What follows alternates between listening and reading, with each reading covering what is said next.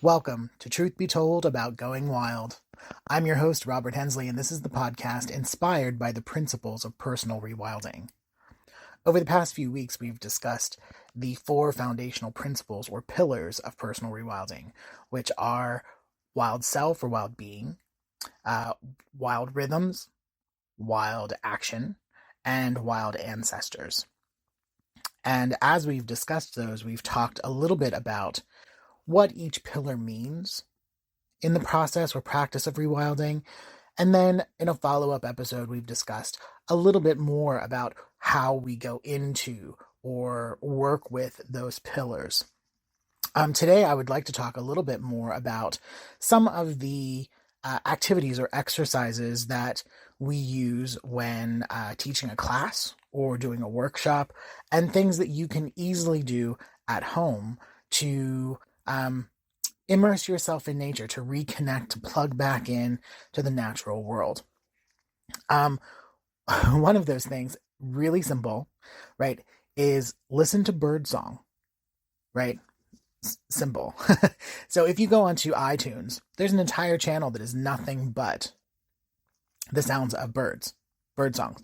And the reason why this is important is because it's been scientifically proven that listening to birdsong for 6 minutes every day helps to balance our sympathetic and parasympathetic nervous systems, right? So sympathetic being our fight or flight response, parasympathetic being our rest and restore response.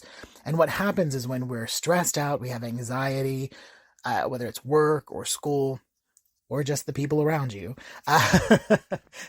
our fight or flight response kicks in, and sometimes it doesn't go off. Right? So we need to do something or practice something that allows us to flip that switch and get rest and restore mode to work, and to tone down the fight or flight. And that's what birdsong does, 6 minutes every day. So they've been studying this in work environments, actually playing nature sounds, the sounds of birds and trees and water, to help their employees, again, get over the agitation and not be so reactive in the workplace, but to be able to come at things from a place of calm. Along with this is that if you practice, or if you listen to birdsong and you practice things like circular breathing, box breathing, if you are just taking a few moments to close your eyes and really go into or listen to that sound, the audio of the birds, meditation practices along with birdsong can be even more beneficial. Something that I really enjoy, especially when I'm leading a walking meditation or when I've got a group of people outside, is we do something called awesome gazing. And awesome gazing is, it's fun to watch. It's fun to see people experience it if they've never done it before, but it's tree hugging. So you stand at the base of a tree, you wrap your arms around the tree, and then you lift your chin and you stare up the trunk of the tree through the branches, and you focus on the sky through the branches, right? And you count to 30 in your mind, count to 30, and this is a way of resetting our prefrontal cortex. This allows us to kind of reset that part of our brain that controls kindness and generosity. It affects how we react to the world. So by staring up through the branches at the sky, focusing on that for 30 seconds, and then closing our eyes and tilting our chin down, coming back to center, dropping our arms from around the tree, taking a step back. When we take a deep breath and open our eyes again, the work's been done. We will see a difference immediately in how we feel, how we kind of see the things around us. It's a really beautiful and thrilling experience to see that change happen in 30 seconds, in a snap.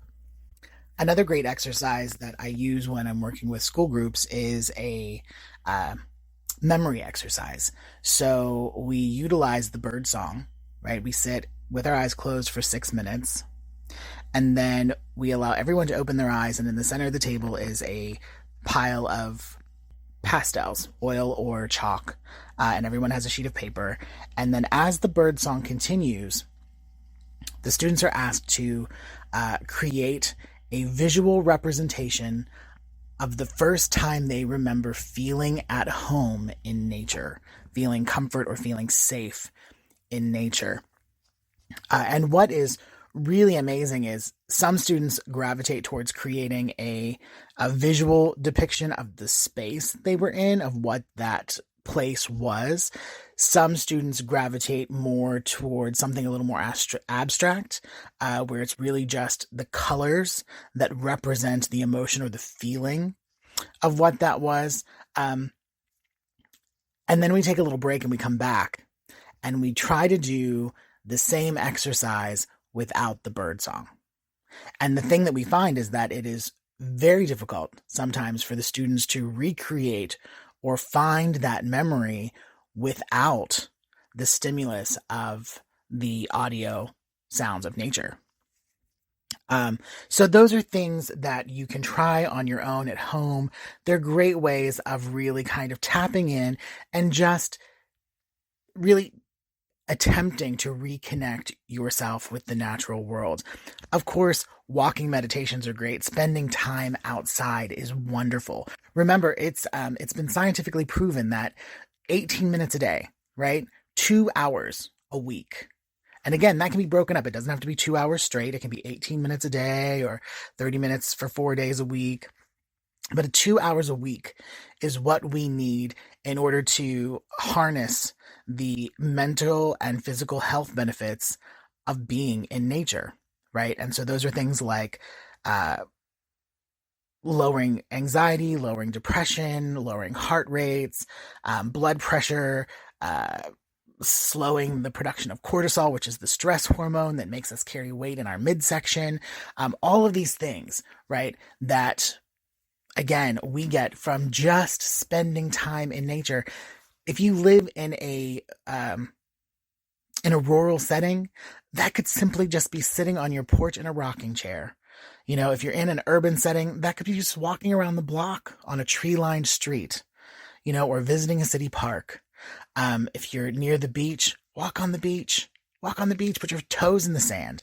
So many of these things are so simple and we take them for granted, but what we don't realize is how necessary it is for our continued health. So, yes. So for today, that is my challenge to everyone listening, is to find those things, those activities that allow you to reconnect with nature. If you feel like you're too far away from a natural setting to do that comfortably, then try one of these exercises.